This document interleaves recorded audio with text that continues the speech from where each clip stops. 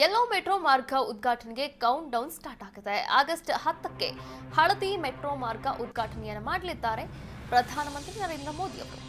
Yellow metro ಮಾರ್ಗ ಉದ್ಘಾಟನೆಗೆ count down start ಆಗಿದೆ.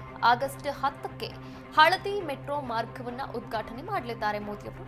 ಇಂದು ಯೆಲ್ಲೋ ಮಾರ್ಗವನ್ನು ವೀಕ್ಷಣೆ ಮಾಡಿದ್ರು ಡಿಕೆ ಶಿವಕುಮಾರ್ ಅವರು. ಪ್ರಯಾಣಿಕರ ಜೊತೆ ಡಿಸಿಎಂ ಡಿಕೆ ಶಿವಕುಮಾರ್ ಪ್ರಯಾಣವನ್ನ ಕೂಡ ಮಾಡಿದ್ರು ಇದೇ ಮೆಟ್ರೋದೊಳಗೆ.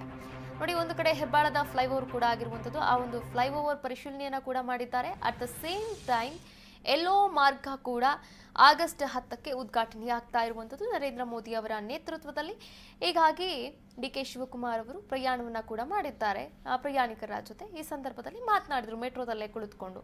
ಯೆಲ್ಲೋ ಮಾರ್ಗ ಮೆಟ್ರೋ ಏನಿದೆ ಆ ಮೆಟ್ರೋದಲ್ಲೇ ಕುಳಿತುಕೊಂಡು ತಮ್ಮ ಅಭಿಪ್ರಾಯವನ್ನು ಕೂಡ ವ್ಯಕ್ತಪಡಿಸಿರುವಂಥದ್ದು. ಹಾಗೆ ಮೋದಿ ಅವರು ಕೂಡ ಉದ್ಘಾಟನೆಯನ್ನ ಮಾಡಲಿದ್ದಾರೆ. ಅದೇ ಸಂದರ್ಭದಲ್ಲಿ ನಾವು ಕೂಡ ಭಾಗಿಯಾಗ್ತೀವಿ ಅಂತ ಕೂಡ ಹೇಳಿರುವಂಥದ್ದು. ಆಗಸ್ಟ್ 10ರಂದು ಮೋದಿ ಅವರು ಮೆಟ್ರೋವನ್ನು ಉದ್ಘಾಟನೆ ಮಾಡಲಿದ್ದಾರೆ. ನಾವು ಸಹ ಉದ್ಘಾಟನಾ ಕಾರ್ಯಕ್ರಮದಲ್ಲಿ ಭಾಗಿಯಾಗ್ತೇವೆ. ಬೇರೆ ಕಾರ್ಯಕ್ರಮಗಳ ಬಗ್ಗೆ ಅಧಿಕೃತವಾಗಿ ಮಾಹಿತಿಯನ್ನ ಕೊಟ್ಟಿಲ್ಲ.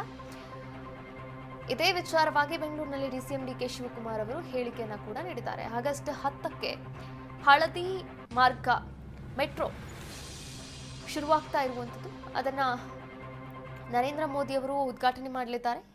ಉದ್ಘಾಟನೆ ಮಾಡುವಂತಹ ಸಂದರ್ಭದಲ್ಲಿ ಡಿಕೆ ಶಿವಕುಮಾರ್ ಅವರು ಕೂಡ ಭಾಗವಹಿಸಲಿದ್ದಾರೆ ಎನ್ನುವಂತಹ ಮಾಹಿತಿಯನ್ನ ಕೂಡ ನೀಡಿರುವಂಥದ್ದು. ಹಾಗಾದ್ರೆ ಏನ್ ಮಾತನಾಡಿದ್ದಾರೆ ಡಿಕೆ ಶಿವರು ನೋಡ್ಕೊಂಡು ಬರೋಣ.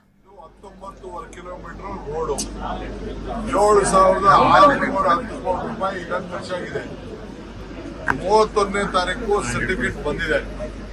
ಪಾಪ ನಮ್ಮ MP ಇನ್ನ ಹುಡುಗ ಇನ್ನ ಅನುಭವ ಇಲ್ಲ, ಅರ್ಜೆಂಟ್ ಅಂತ ಹೇಳ್ತಿದ್ದ. ನಾವ್ ಹಂಗೆಲ್ಲ ಮಾಡಕ್ಕಾಗಲ್ಲ. ಕಮಿಷನರ್ ಆಫ್ ಸರ್ಟಿಫಿಕೇಶನ್ ಕೊಡ್ಬೇಕಂತವ್ರು 31ನೇ ತಾರೀಕು ಜುಲೈ ಸರ್ಟಿಫಿಕೇಟ್ ಕೊಟ್ಟಿದ್ದಾರೆ. ನಾವಿವತ್ತು 4ನೇ ತಾರೀಕು 5ನೇ ತಾರೀಕಲ್ಲಿ ನಾವಿದ್ದೀವಿ. ಪ್ರೈಮ್ ಮಿನಿಸ್ಟರ್ 10ನೇ ತಾರೀಕು ಅವರು ಟೈಮ್ ಕೊಟ್ಟಿದ್ದಾರೆ. ಇದನ್ನ ನಾವು ಈಗ ನಮ್ಗಿನ್ನ ಮೆಟ್ರೋ ಇಂದ ನಮ್ಗೆ ಇದು ಏನ್ ಸರ್ಟಿಫಿಕೇಶನ್ ಇತ್ತಲ್ಲ ಅಲ್ಲಿವರೆಗೂ ನಾವು ಅದನ್ನ ಮಾಡಕ್ಕಾಗಲ್ಲ. ಈಗ 3 ರೈಲು ಮಾತ್ರ ಬಂದಿದೆ.